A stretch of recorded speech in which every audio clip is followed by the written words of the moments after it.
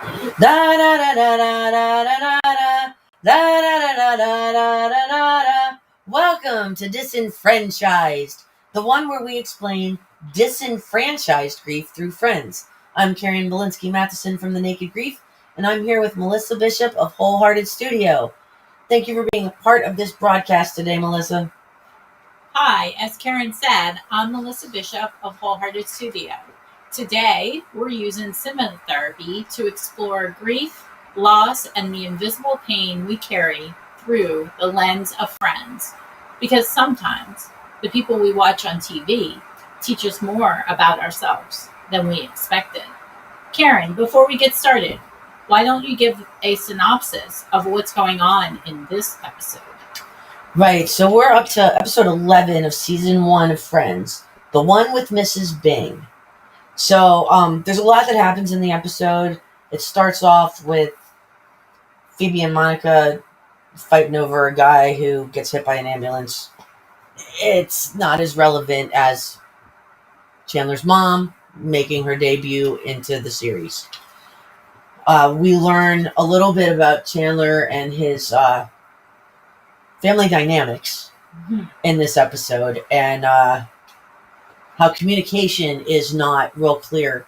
In fact, in one of the earlier episodes, I think in the first episode, he talks about having a dream about a phone and it being his mom, and he says, and she never calls.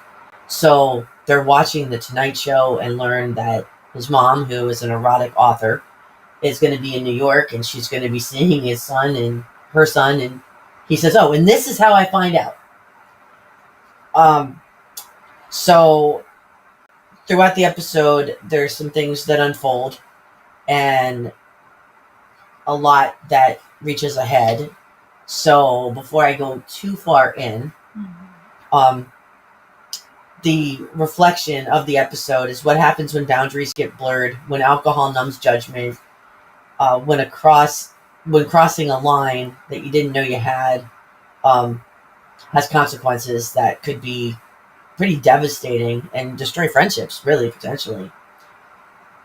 Anyhow, this is the story of how Mrs. Bing, Chandler's mom, visits, and a night of betrayal, shame, and the grief of broken trust between friends occurs. Broken trust between friends. That's a big one that you don't usually see coming. No, and well, we have a lot of betrayals that actually happen in the next couple of episodes of Friends too. And you're right. We don't always think we do, and then when we realize people get hurt, sometimes that forgiveness just doesn't happen. It's such a gut punch. Yeah. And it really does take a long time to work its way through the body. Betrayal is such a strong and heavy word when you've put your trust into somebody, whether it's real or perceived, and they betray you. So talk about that. Heavy. When it impacts the body, I mean, it's a trauma. Yeah. So for our listeners out there, when those kind of traumas occur, where can they feel that in their body?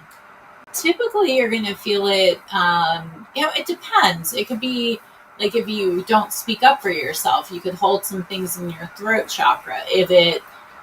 Most times it's also going to hit your heart, right? Because that's your loving and giving of receiving love. So that space, it'll impact your sacral for sure, because that's where we hold our emotions.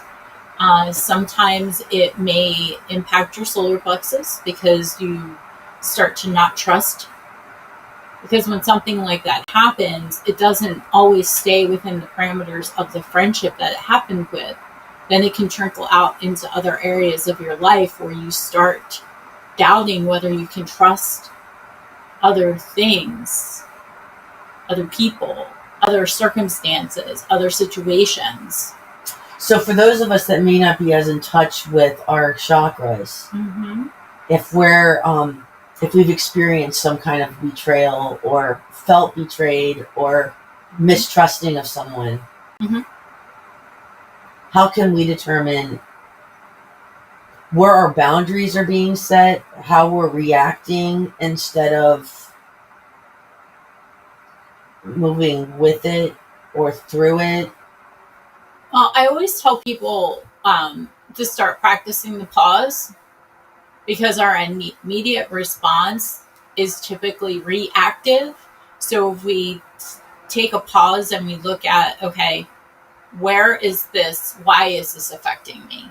And where in my body am I feeling it? So I know what it's attached to. Because sometimes it's not about the actual situation itself, it's about something that happened before. And we are becoming reactive because of that. We're assuming that our central nervous system is going to respond in the same way that hit us previously in our body. Right, that memory reflex. Yeah. So it takes a little time to rewire that. And the only way you can is by paying attention to what happens when situations occur, because the situation itself is always factual, right? We can't change what happened. We can change our initial thought to it. That creates our feeling, and that creates our response, which is going to be in my book when it comes out. But this is really about retraining that reflex. Gotcha. So that you can change your outcome. I mean, we're in charge of our destiny in that. Right. We can choose to stay in that same reflective, reactive pattern, or we can start looking at it differently. So one of the ways I would coach somebody through that is by helping them change their perspective and their outlook. Right. Now, when you've helped me through things like that, that's when you introduced me to like EFT, so that I could learn how to put a positive spin and positively tap in new energy through what I experienced. I couldn't replace what happened, but I could change my mindset on how to hold on to what happened to allow myself to propel forward in a more positive way. Yeah, well, we rewire your meridian system by tapping those things into the system. Well, first out, then in. So, yeah. So, getting back into the script here, guys, of the actual show, so that maybe after our little insight on the coaching, you may have some insight that you even want to chat into our chat boxes to share what you think could have happened or been handled better. So when Mrs. Bing comes in, we learned that Rachel, Paolo, and I can't remember if anybody else already knows of Nora Bing as the author, and are just excited that she's in the room. I mean, she's a little celebrity of her own with her little erotica novels that she writes. So much so that Rachel actually decides to try and have her hand at figuring that out in this episode. Doesn't get real far, but she tries. So Mrs. Bing wants to take the whole gang out to dinner. They all show up. Rachel and Paolo show up late because, well, they got distracted. So upon their arrival and their excuse for being late, Ross is in need of a little crutch, so he starts doing a lot of shots. And keep in mind that Chandler and Ross have been friends since college, so Mrs. Bing knows Ross better than she knows the rest of the gang. And she sees that he's upset, and she pulls him aside and just says, "What's going on? It's Rachel that's hitting you hard. Is it because of who she's with?" And he said, "Yeah, it should be me." And they talk for a few minutes. She gives him a pep talk and basically says, "He's just a distraction. You're the hero of the story. Just hold tight." And somehow or another, Mrs. Bing and Ross kiss. And just to add fuel to the fire, they kiss while Joey has to use the bathroom, and he walks by and sees this, and in embarrassment walks away and decides not to use the restroom. And then a good next portion of the show is Joey trying to tell Ross that he has to come clean to Chandler because Chandler deserves to know, especially knowing the dynamics between that family setting Right. There's a reason why Chandler doesn't like Thanksgiving, because mom and dad are a little intense. That's when they decided to tell him they were getting a divorce. So it's always been a hot spot for him. And then Joey even says, you broke the code. Sisters may be okay. Ex-girlfriends may be all right. Mothers, always a no. And Ross tries to defend himself and say, well, she's not your typical mom. I mean, she's not. She writes erotica. She's got her own little sexiness to her. And her own presence that just makes it different. It's not an excuse, though. No. Especially when your best friend has shared all the heartache and drama that mama brings. Which we see again when Chandler says, oh, and this is how I found out you're going to see me. Didn't even know you were in town. Yeah, so we're seeing a lot of layers here, right? Ross is drinking to cope with Pablo's return and Rachel's indifference. There's some boundary violation here. Some shame and guilt. Because Ross knows he did something wrong. Knowing that that he broke a trust with his friend, and now he doesn't want to come clean because he doesn't want to hurt him further. And as Joey points out to him, if you don't tell him, his mom might. And it would be a lot better for it to come from his friend than his mom. Because how would she do it? I mean, she could end up bragging almost. We don't know her character that well to know how she presented. Could be bad. So when they finally get it out, Ross first tells him Paolo made the pass or did the exchange. And then the guilt overcomes Ross and he says, well, no, I can't do this. It was me. And yeah, so we talked about reactive. Chandler reacts and freaks out, and Joey chimes in, and then Chandler realizes that Joey knew. And it seems that Chandler actually takes that harder.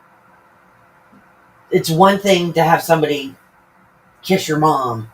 It's another thing when your other best friend, who you just spent the entire day with,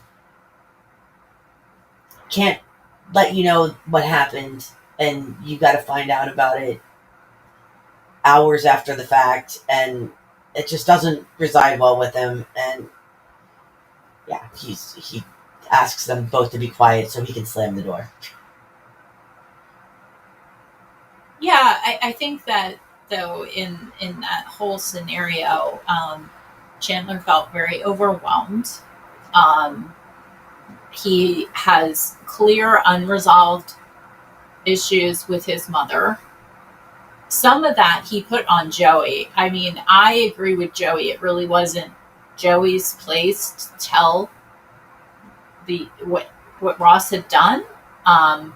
But you know, when you have unresolved grief, you do tend to sometimes misplace where you let that out on other people. And I want to talk about too, like how hard it is sometimes to confess something when you know you've hurt someone. Like Ross really stumbled over that, and because he really did truly feel bad. Because sometimes you do get caught up in a moment. I'm not excusing the behavior, but you know, stuff happens. And in a moment of comfort, yes, she did not do it the right way. But her original intent was good. And I mean, I actually kind of feel bad for Joey because the grief that he was experiencing was secondary grief. He recognized the violation of friendship codes.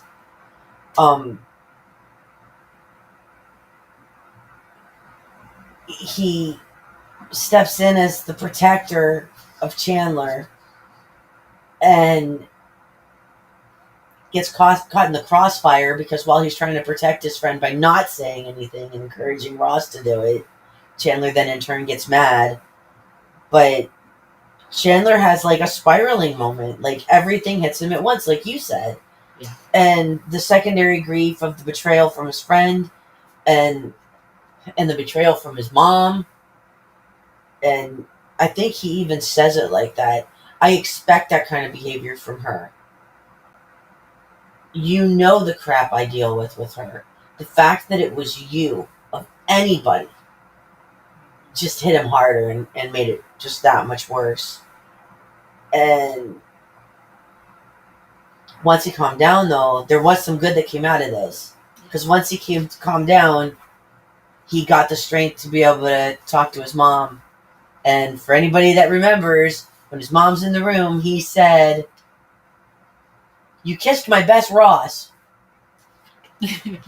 And the look on her face, like she felt the impact of, oh wow, I really screwed that up. We never know exactly what's shared because we get diverted to the hallway of Ross and Joey trying to eavesdrop. But the important thing was, after everything was said and done, Chandler said, "I told her, we talked. She's a lot more aware of what she's done and how she's impacted me." That poor man has so much trauma. Yeah, he does. The other thing that I think is important to see here too is that time and conversation can heal. And sometimes we need to give people space and time to come to forgiveness. No matter how bad we want it, sometimes we really have to honor a person's space to allow them that time. And that's hard because if you're the one that did the hurting, you want to know where you stand. You want to know if you're willing to forgive and move forward with me, or if we're severing ties. Like the anticipation, the anxiety, that build up has the person that did the wrongful thing just feeling so uncertain and so freaked out.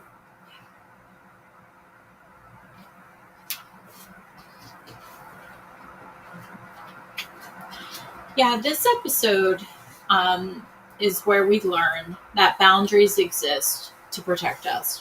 When we cross them, whether through alcohol, attraction, or guilt, we create grief. Betrayal grief, the loss of trust. But here's the thing. That grief can be healed, not erased. I'm going to say that again, not erased, but healed. Through confession, conversation, and the willingness to face what we've done.